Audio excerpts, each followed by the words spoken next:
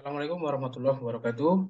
Selamat pagi, selamat siang, dan selamat sore, dan selamat malam untuk kita semua. Tergantung kapan Anda menonton video pembelajaran kali ini. Oke, berjumpa lagi bersama saya di mata kuliah pemrograman basis data. Ya. Kali ini kita akan membahas materi yang lebih lanjut lagi, yaitu eh, Transaction Control Language atau TCL, ya. Atau lebih mudahnya yaitu materi tentang transaksi gitu. Dalam database ada materi tentang transaksi, ya, yang mana diperuntukkan bagi kasus-kasus yang ada kaitannya dengan transaksi tentunya. Oke, jadi kita berangkat dari definisinya terlebih dahulu ya, yang dimana TCL ini salah satu bagian dari SQL yang digunakan untuk, ya, ini dia saya boldkan ya, maksudnya adalah ini yang sebagai keywordnya ya. TCL diperuntukkan untuk mengatur perubahan ya. Jadi kalau kita kemarin flashback sedikit mengenai materi procedure dan trigger ya, TCL ini ada kaitannya dengan hal tersebut ya. Di mana kaitannya nanti akan kita lihat nanti di modul untuk praktikumnya. Kemudian yang dilakukan melalui perintah yang masuk dalam kategori data manipulation language ya. Jadi masih dalam serangkaian DML untuk TCL ini. Lalu via transaksi ini ya sedikit menjabarkan untuk definisinya secara teoritis.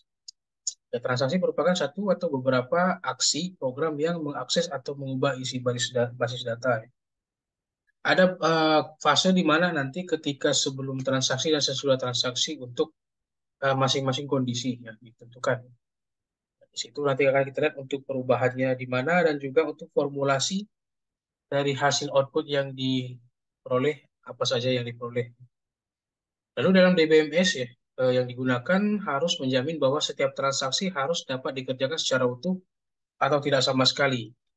Jadi nanti dalam fasenya, dalam outputnya ada beberapa kategori ya dalam transaksi ini ya, untuk status dari hasil eksekusinya ya. Ada sekitar 4 atau 5 nanti kategorinya kita akan lihat nanti setelah ini. Lalu tidak boleh ada transaksi yang hanya dikerjakan sebagian karena dapat menyebabkan inkonsistensi basis data, ya. Transaksi tidak boleh sebagian karena secara utuhnya ya dari awal eksekusi dan akhir eksekusi memiliki fase ataupun memiliki prosedur yang satu area ya, sama seperti yang sudah kita bahas mengenai prosedur dan trigger itu kan dalam satu area ya untuk pengeksekusiannya gitu. Nah, maka daripada itu ya transaksi selalu merubah basis data dari satu kondisi konsisten ke kondisi konsisten yang lain. Nah, dari segi ya, dari segi sifat-sifat transaksi atau boleh dikatakan ini adalah properti dari transaksi ya. Ada 4 poin isinya yang sudah kita ringkas secara ini secara singkat. Walaupun saya lihat ini definisinya masih ada yang agak panjang ya. Misalnya ada atomicity ya, di mana semua operasi dalam transaksi dapat dikerjakan seluruhnya atau tidak sama sekali. Ini dia seluruhnya ya. Kemudian konsistensi ya, di mana eksekusi transaksi harus dapat menjamin data tetap konsisten setelah transaksi berakhir. Itu yang diharapkan dari transaksi seperti itu ya. Data tetap konsisten gitu, karena ya tentunya kita mengharapkan output yang yang baik seperti itu. Lalu ya sifat-sifat transaksi yang selanjutnya yaitu isolation ya. Yang dimana pada sejumlah transaksi yang terjadi secara bersamaan ya. Lalu ya, setiap transaksi tidak boleh terpengaruh transaksi lainnya, ya. Jadi transaksi ini berbicara tentang konsistensi, artinya berbicara tentang eh, satu area dia dulu, ya baru dia ke area yang lain gitu. Walaupun dia ada relation ya ataupun hubungan antara area yang lain gitu. Lalu ya bagaimana tadi ya, setiap transaksi tidak boleh terpengaruh transaksi lainnya yang juga sedang berjalan walaupun berhubungan atau menuju menuju pada database yang sama gitu, ya. Nah, kemudian hasil transaksi sementara harus terjaga dan terlindungi dari eksekusi-eksekusi yang lain, gitu. Artinya transaksi itu dia satu area, satu blok dulu sebelum masuk ke atau berhubungan ke area yang lain, ya. Lalu ya durability ya, yang dimana kemampuan database manajemen sistem untuk menyimpan data transaksi yang terjadi. Ini berarti fase dalam penyimpanan hasil transaksi ya. Jadi sehingga misalnya kalau ada kegagalan gitu ya, atau false atau apa gitu atau error. Jadi database bisa menjamin bahwa yang data transaksi yang telah tersimpan itu tidak akan hilang gitu. Jadi seperti auto save juga ya untuk durability. Kemudian eh, banyak ya database management system ini yang menuliskan log ya untuk suatu transaksi yang dapat digunakan ya ketika terjadi error pada hardware ataupun software. Jadi mirip seperti fungsi auto save gitu. Untuk statusnya tadi ya, status transaksi atau outputnya ada 5 ya, yaitu ada aktif, ada berhasil sebagai atau partially commit, lalu ada failed, ada aborted, ya, dan kemudian ada committed. Masing-masing transaksi ini ya ini fasenya. Ya paling sangat diharapkan ya tentunya yang committed ya, yang berhasil sempurna, yang artinya outputnya bisa menghasilkan. Dari operasi transaksi ini ada dua yang lebih dikenal ya. Sebenarnya ada satu lagi, ya, tapi satu lagi ini dia sebagai operasi universal ya, yaitu save point. Kedua ini yang sangat umum ya, yaitu commit dan rollback. Kalau commit berfungsi itu menandakan bahwa transaksi telah selesai dilaksanakan ya, atau tersimpan.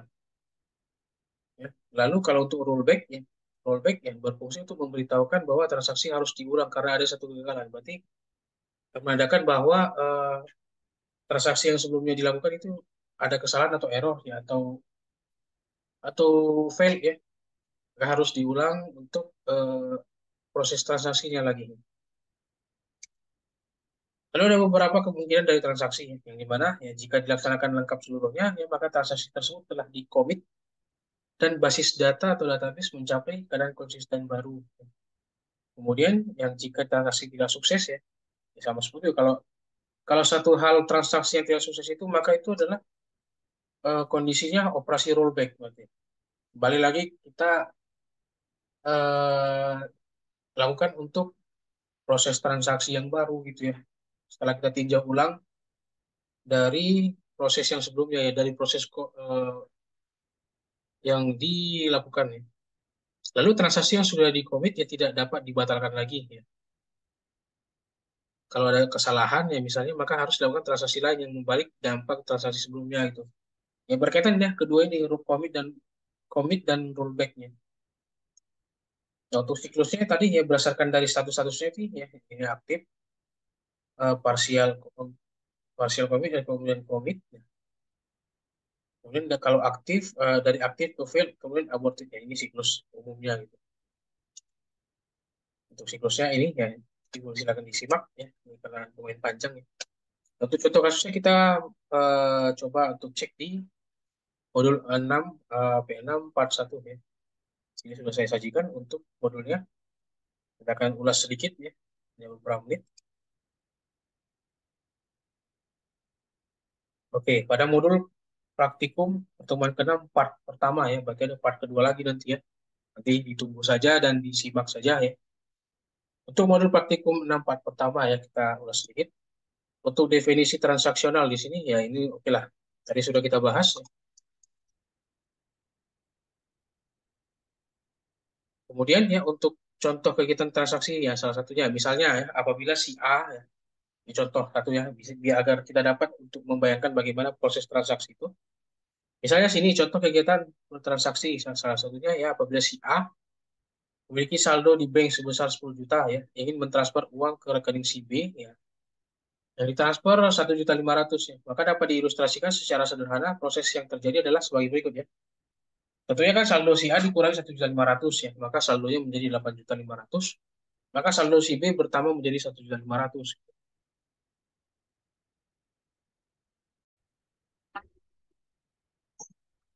Nah, kemudian dari contoh kegiatan transaksi yang tadi sudah kita sampaikan ya, ilustrasi yang tadi ya, ilustrasi sederhana tadi mengenai transaksi, ya, mentransaksi uang gitu ya. Di saldo A, saldo si A ya kurang 1.500.000 dari yang sebelumnya 10 juta menjadi 8.500.000 ya. Kemudian saldo si B bertambah menjadi 1.500.000 ya. Nah, jadi di antara langkah satu dan dua yang telah kita sampaikan tadi ya, eh, bisa saja ya dalam hal transaksi itu kan ada hal-hal buruk yang terjadi yang tidak diinginkan ya. Misalnya mesin ATM-nya crash ya, atau mati mendadak, lalu terjadi pemadaman listrik. Lalu UPS-nya gagal up ya. UPS itu adalah untuk yang menampung daya sementara ya di dalam, biasanya kan di mesin-mesin ATM ada ya gitu. Kemudian ada server ATM-nya penuh ya, atau ada cracker yang merusak infrastruktur jaringannya. Itu hal-hal yang mungkin terjadi dalam ATM misalnya ya. Nah, eh, kemudian ya maka dapat dipastikan bahwa ya saldo si A yang tadi tetap berkurang, tetapi saldo si B tadi tidak bertambah. Karena kenapa? Proses transaksinya terputus di tengah jalan seperti itu. Nah, ya walaupun demikian itu hal yang bukan yang kita harapkan terjadi, ya, tapi sewaktu-waktu bisa terjadi dalam hal transaksi seperti itu ya. Ya mungkin ada beberapa dari kalian mungkin yang mengalami ya, karena saya juga pernah mengalami hal yang sama ya. Lalu ya dari ilustrasi ini ya, maka dapat kita simpulkan ya, solusi yang tepat itu adalah kalau dalam sistem transaksional ya, TCL, yaitu ya memperlakukan perintah-perintah sebagai kesatuan operasi untuk untuk menalangi hal tersebut. Jadi secara sederhananya kalau kita singkat begini ya, untuk semua operasinya ya kita lakukan semua operasi dari formulasi transaksional itu ya, semua operasinya itu tidak sama sekali gitu. Kemudian ya yang hal yang unik ya dari hal tersebut yaitu konsep penyelesaian di atas itu sudah dikemukakan sebenarnya oleh para ahli sejak puluhan tahun yang lalu ya, sebelum ATM zaman sekarang atau m-banking atau apalah ya, eh, media untuk transfer itu sekarang sudah semakin marak ya. Ini untuk metode metode dari hal tersebut, penanggulangan hal tadi ya, jika misalnya ATM tiba-tiba mati mendadak, lalu transaksi yang dilakukan itu eh, crash di tengah jalan ya, itu sebenarnya sudah dari puluhan tahun yang lalu ada solusinya, tapi ya tidak tahu kenapa tidak diterapkan ya, tidak diterapkan sejauh ini ya, atau mungkin sudah ada beberapa mungkin platform yang menerapkan ya, tetapi belum merata semua ya untuk eh, penerapan metode dari Transactional Control Language ini atau TCL ini. Lalu konsep yang disebut transaksi itu ya, atau transaksi basis data atau database transaction ini ya sebenarnya boleh dikatakan langkahnya cukup sederhana sebenarnya. Sama seperti yang sudah kita bahas di slide teori sebelumnya ya, yaitu kalau dalam proses transaksinya ya, itu ya di mana untuk tahap pertama, langkah pertama itu ya kita tandai bagian awal dan bagian akhir himpunan perintahnya ya.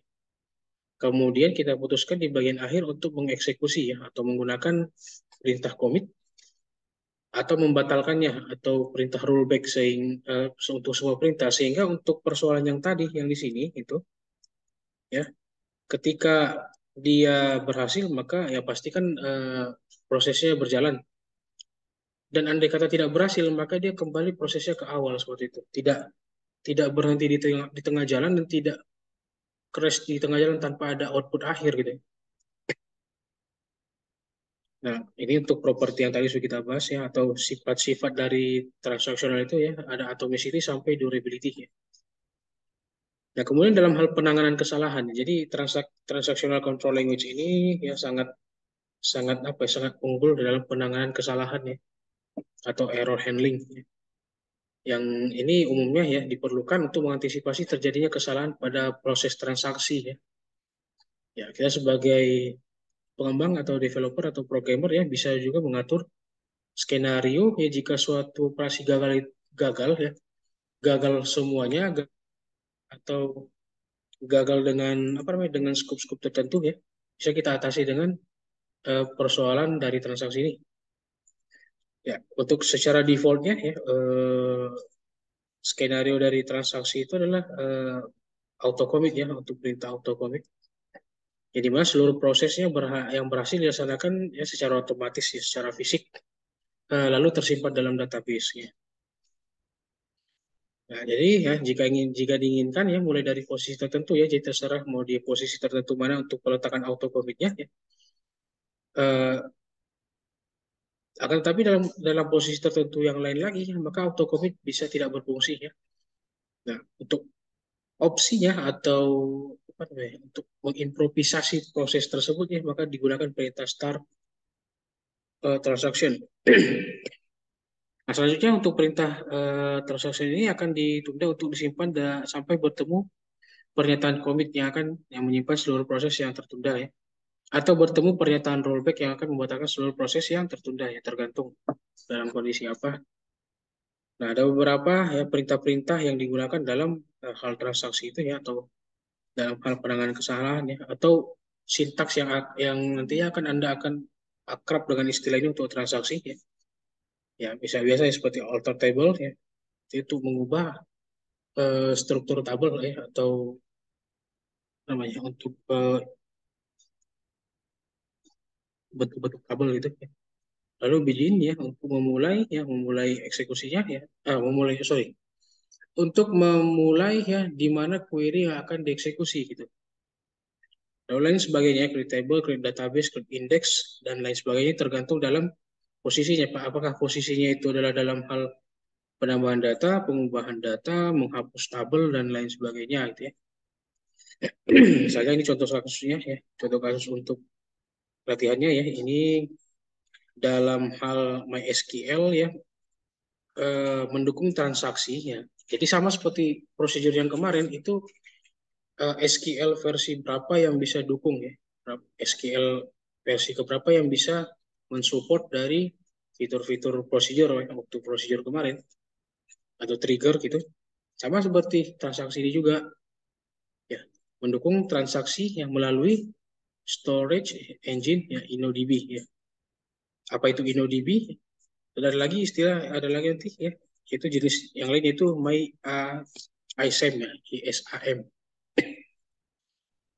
Dan di BDB ya, atau Berkeley Database ya, yaitu sejak versi 4.0 ya. Kalau kemarin kita di procedure kemarin kita bahas yaitu versi yang bisa menggunakan fitur procedure, function, trigger itu minimal adalah MySQL versi 5.0 ke atas ya. Dan syukurnya kita ya untuk versi dari uh, MySQL yang kita gunakan atau PHP MyAdmin yang kita gunakan atau XAMPP yang kita gunakan sudah lumayan cukup tinggi ya. Jadi sudah memenuhi. Dan untuk proses transaksi ini juga ya, kalau tadi yang di procedure, function, trigger itu kita memenuhi, maka untuk yang transaksi ini pun juga ya kita sudah memenuhi ya untuk menggunakannya. Nah, ya, karena kenapa ya? Karena ya untuk dapat mengimplementasikan transaksi ini ya DBMS kita ya, yang kita gunakan sampai saat ini kan masih menggunakan XAMPP ya atau SAP ya. Harus mendukung salah satu kedua engine transaksional itu ya, atau InnoDB atau BDB ya. Nah, untuk memeriksa apakah tabel sudah menggunakan engine InnoDB itu dapat dilihat pada struktur tabelnya ya di sini. Ini misalnya contoh aja nih, ya, buat ya, di situ. Artinya ini adalah tabel yang bisa digunakan untuk transaksi. Ya. Nah, jadi ya perlu lagi sekali diperhatikan ya. Kalau tadi kan yang InnoDB dan BDB ya itu bisa. Tapi kalau misalnya tipe dari atribut itu atau tabel itu, tabel ya bukan atribut, tabel itu tipenya yaitu MyISAM ini ya, maka itu tidak dapat diimplementasikan pada transaksi basis data gitu ya. Ya apa itu MyISAM ya, silakan dicari untuk definisinya dan juga kegunaannya ya. Nah, untuk bagaimana membuat tabel transaksi, misalnya di sini, ini nanti bisa kalian contohkan nanti untuk di praktikumnya. Kita pertama buat dulu ya, misalnya kita buat tabel ya di PHP-MyAdmin ya. Kemudian di bagian sini ya perhatikan ya untuk storage engine-nya. Ya. Kemudian kita buat misalnya untuk tabel ya, katakan tabel transdemo ya. Kemudian beserta dengan ini kita buat dengan menggunakan SQL query ya, dengan SQL biasa, bukan secara otomatis buat tabel baru ya. Kemudian kita buat untuk engine-nya apa ya. Nah, diperhatikan yang untuk tipe atau storage engine-nya itu harus InnoDB ya. Kalau ingin memang menerapkan transaksi ini ya dalam tabel tertentu. Nah, kalau sudah memiliki tabel non transaksional dan ingin mengubahnya menjadi transaksional, ya gunakan perintah alter.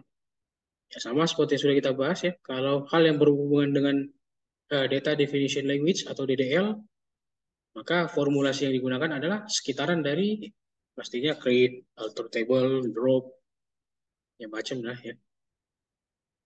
Kemudian dalam PHP Admin ya di sini masih di PHP Admin ya untuk operasinya ya, operasinya ya untuk store engine-nya diperhatikan di sini ya. Untuk men-settingnya ya, supaya dia bisa otomatis ketika kita menambah tabel dia bisa nanti ya engine-nya otomatis InnoDB gitu ya.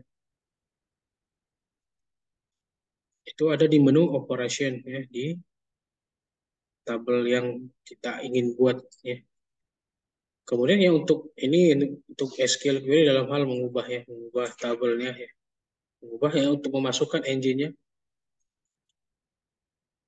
Lalu dalam mengimplementasikan transaksi ya, seperti yang tadi sudah kita bahas ya, untuk penggunaan transaksi ini dimulai dengan perintah ya, perintah bikin dulu ya. Dimulai dulu ya dari ini ya, dari areanya ya. Kemudian kita masukkan ya perintah start transaction dan kemudian diakhiri dengan commit ya.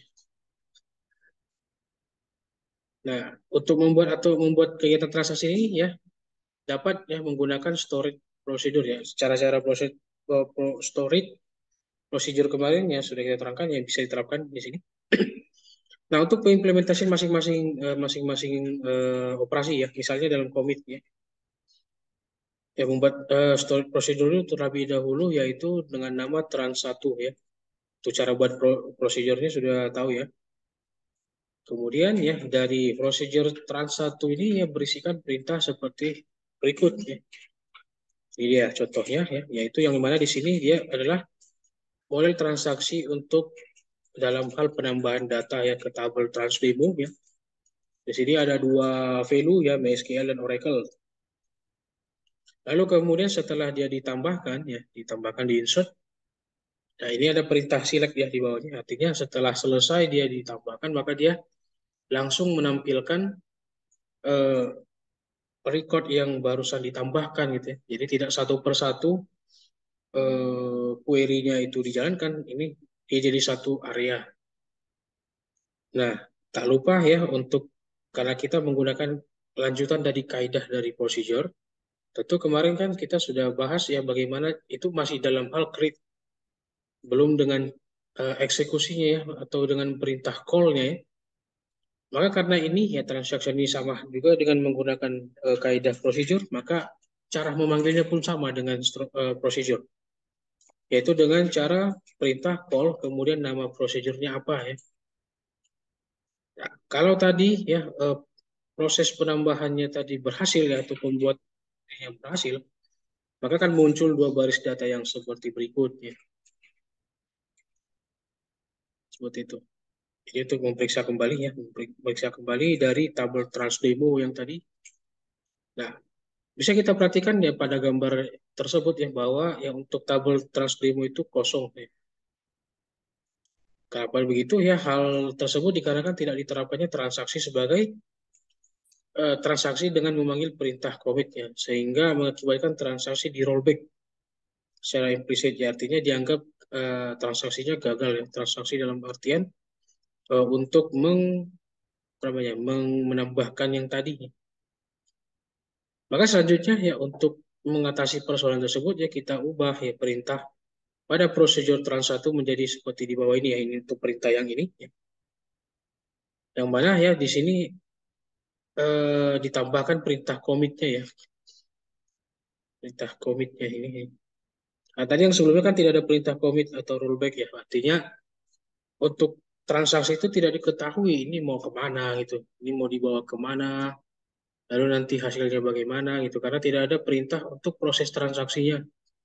Maka secara otomatis jadi rollback ya. Memang dia tidak disimbolkan rollbacknya di dalam query-nya, tapi secara aktivitasnya disebut rollback. Karena kenapa? Karena nggak tahu itu aktivitasnya mau mau jadi apa gitu ya. Makanya dia dikembalikan prosesnya ya, yaitu dengan output yaitu kosong gitu. Maka setelah kita tambahkan dengan perintah commit ini ya, kemudian kita panggil kembali untuk prosedurnya, maka dia nanti akan muncul dua baris data record yang tadi ditambahkan ya, yaitu MySQL dan Oracle. pada proses insert tadi. Kemudian kita coba periksa kembali tabel transdemo-nya ya, select from transdemo ya. Maka ya di sini dia telah tampil ya untuk record yang tadi. Itu kenapa bisa demikian? Karena kita tambahkan perintah commit-nya gitu ya. Maka data telah tersimpan secara permanen ya. Jadi tidak di rollback lagi. Itu dalam operasi yang menggunakan commit ya. Lalu kita lihat lagi ya di sini untuk auto commit mode ya. Ya berarti commitnya secara otomatis gitu. Selain menggunakan pernyataan start transaction juga dapat menggunakan pernyataan set ya. Set berarti mengatur dulu nilai variabel auto commit-nya ya. Ya, auto nilai default dari auto commit ini adalah satu ya. Ini secara standarnya adalah satu gitu ya. Kalau kita tidak apa ya kita tidak deklarasikan terlebih dahulu ya. Kemudian yang menyatakan bahwa transaksi basis atau basis data telah aktif ya. Kalau satu biasanya dalam pensimbolan kan itu menyatakan on gitu ya atau yes ya atau ya gitu. Kalau nol ya maka dia menyatakan tidak, no atau tidak ada ini ya tidak ada nilai default ya atau menyatakan tidak aktif gitu ya kalau nol ya. Dengan kata lainnya setiap perintah ini nanti langsung diterapkan secara permanen gitu. Nah ini untuk contoh modifikasinya ya. Dia tinggal menambahkan set ya, tanpa harus menggunakan start transaction ya bisa juga. Yaitu dengan menggunakan set, kemudian auto commit-nya kita mau buat nilai standarnya berapa gitu. Ya, biasanya kalau aktif ya berarti satu gitu. Lalu kita panggil kembali untuk prosedurnya ya, trans satu ya. Maka dia akan tampil yaitu penambahan dari ini ya dari insertnya apa yang baru ya. Insert record yang baru yaitu MongoDB. Maka dia tampillah MongoDB di sini di tabel transdemo. Nah, data yang baru yang tadi ditambahkan akan tersimpan secara permanen ya karena telah mengaktifkan transaksi basis data. Kemudian ya kita masuk ke fase rollback ya di mana ya akhir pernyataan transaksi dapat ini kan ya sudah kita bahas ya, dua operasi ya yaitu bisa commit bisa rollback tergantung pada kondisinya ya. Kalau pada pernyataan rollback ya ini digunakan nantinya untuk menggugurkan rangkaian perintah gitu. Kalau misalnya terjadi crash dan lain sebagainya gitu. Nah, rollbacknya akan dilakukan ya manakala nanti ya ada satu atau lebih perintah yang gagal dilaksanakan. Tuh, ya. Misalnya kalau ada yang gagal ya, ada yang error gitu. Sama seperti otomatis yang sebelumnya ya, yang tanpa ada perintah commit dan rollback itu termasuk juga sebenarnya, tapi itu tidak spesifik ya. Itu secara umum. Kalau dia tanpa kita sematkan ya commit atau rollbacknya ya. Nah, di samping itu yang untuk rollback juga dapat dilakukan secara eksplisit dengan memanggil pernyataan rollback. Tanpa dia dibuat, ya, tanpa ada menggunakan perintah commit pun dia secara eh, apa ya, secara jalannya itu dinyatakan dia tidak ada nilai yang masuk gitu, nilai yang ditampung atau nilai yang ditambahkan. Nah, bisa juga secara eksplisit ya atau secara tebalnya ya, rollback-nya pun juga bisa dituliskan gitu. Misalnya seperti ini ya. Kita buat misalnya prosedur namanya roll ya. Prosedurnya namanya roll yang berisikan perintah sebagai berikut. Ya, ini adalah untuk penambahan satu record lagi ya, yaitu PostgreSQL ya di tabel transdemo. Nah, di sini kita sudah sematkan ya untuk rollback-nya. Kemudian ya perintah selanjutnya adalah setelah insert, ya, maka dia menampilkan ya, itu select yang menampilkan isi dari record ya, dari tabel transdemo. Lalu misalnya kita panggil ya prosedurnya, maka di sini tampil hasilnya yaitu Postgre yang tadi itu tidak tampil ya, tidak menambahkan ya, tidak tertambah ya. Karena menggunakan rollback artinya proses itu ya dinyatakan gugur gitu, gagal ya, gugur. Ya, jadi dapat dilihat bahwa data yang ditambahkan itu tadi tidak muncul ya karena adanya pernyataan rollback yang akan menggugurkan rangkaian perintahnya. Ya. Seperti itu ya untuk rollback. Kemudian kita masuk lagi selanjutnya itu ke checkpointing ya. Yang dimana ya checkpointing ini ya kalau tadi ya idealnya ya rollback itu akan menggugurkan seluruh perintah dalam blok transaksi. Ya. Yang mana ya kondisi itu terkadang ya tidak tidak kita inginkan ya, tidak kita kehendaki ya. Misalnya terdapat tiga perintah, namun kita hanya ingin menggugurkan perintah setelah perintah kedua ya. yang dimana dalam catatan perintah pertama itu masih ada ya. Dalam kasus itu ya kita dapat memanfaatkan fitur checkpointing. Jadi kita ingin menggugurkan tidak semua tapi hanya salah satu gitu ya. Ya. Dalam satu kasus ini sangat digunakan gitu. Nah, misalnya di sini kita coba buat lagi prosedur ya dengan nama checkpoint ya.